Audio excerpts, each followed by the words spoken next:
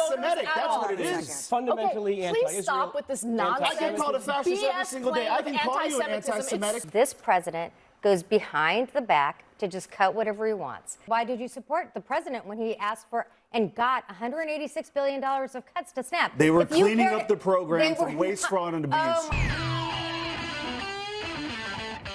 We have a pretty heated CNN panel to get into discussing Trump's failures and his shutdown of our government. If you can, leave us a like on the video. It helps us out a ton. We're trying to get to 30,000 subscribers, and let's get right to the breakdown. It's amazing to get lectures on how much you care about SNAP benefits. Because I have family members on SNAP, well, then why did you support the president when he asked for and got $186 billion of cuts to SNAP? They were cleaning up the program from waste, fraud, and abuse. Oh my you God, and I both know that. All ridiculous. Because you cannot people have a program.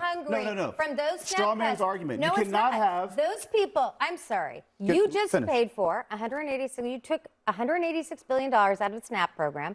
$186 billion that will go waste, fraud, and abuse. It's not waste, fraud, and abuse. It will. You like to say that, but it's actually false. To clarify what Republicans cut in the SNAP program with the One Big Beautiful Bill, they cut food stamp work exemptions for veterans, for those who aged out of foster care, for the homeless, and for those with some kind of like exterior circumstance, like having to caregive for a parent or having multiple children. All of those people without food stamps now. This also, they made cuts to some school-free lunch programs, the capacity that SNAP has to provide for them, and they shifted burden onto states, where the reality is many poor red states that already rely on subsidization from blue states are going to be unable to provide the same level of assistance, so people are going to get less or none. They are single-handedly taking millions off of the program. The idea that all of that is just waste, fraud, and abuse is fantasy, especially when Doge went looking through all the crevices and fell 99.7% short of its goal in finding waste, fraud, and abuse. So the idea that there's all this waste, fraud, and abuse and entitlements,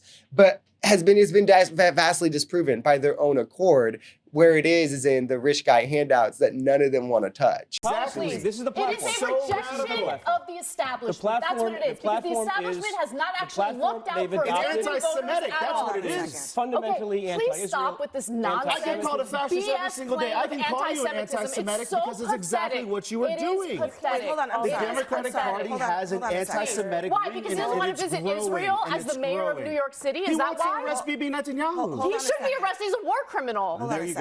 Modern day there you go. I'm right. Modern day Democratic He's wanted by the International Criminal Court. There's a warrant out for his arrest. Now, I personally have a lot of distaste for Anna, especially the way she talks about Jewish people.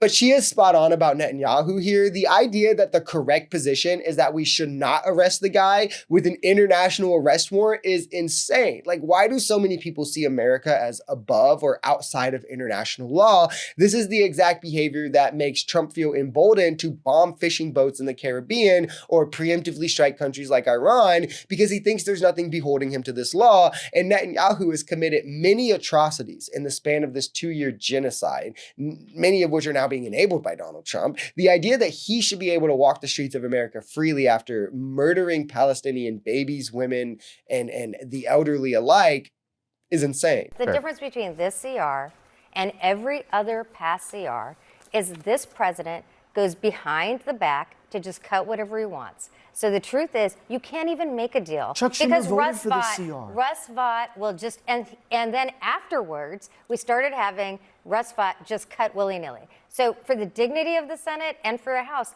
they actually have to come to an agreement on funding the government, which means Russ Vought doesn't just get to do whatever he wants. This is true also, and it's weird to me that Republicans have tried to use the line like, oh, they voted for the last CR, because look at what happened after. You allowed Trump to overstep Congress and their power of the purse, and he just cut whatever he didn't like anyway. So why would Dems play ball if you're going to turn around and just cut what you agreed to anyway, and then refuse to negotiate with them? Like, the government is shut down because Republicans have a 3-seat majority and think that means they don't have to negotiate at all. To keep the government open, they have to get 7 votes. It is on them because they're the majority party. If anybody thinks that this is the way a party should operate within democracy just because they're the majority, well, they don't respect democracy. And that's why we see so many in MAGA willing to take MAGAs back on this. The simple problem we're having, I mean, I just laid this out, again, is the party that controls the House and the presidency wants to see the destruction of democracy. They want to see the eradication of public goods and services. So what we're seeing play out is they're purposefully doing what they can to bring it down from the inside out. out. It doesn't matter how many kids go to sleep starving because of it. It doesn't matter how many veterans we have in food bank lines because of it. It doesn't matter how many senior citizens lose their health care because of it. They just want the money and the power at the end of it.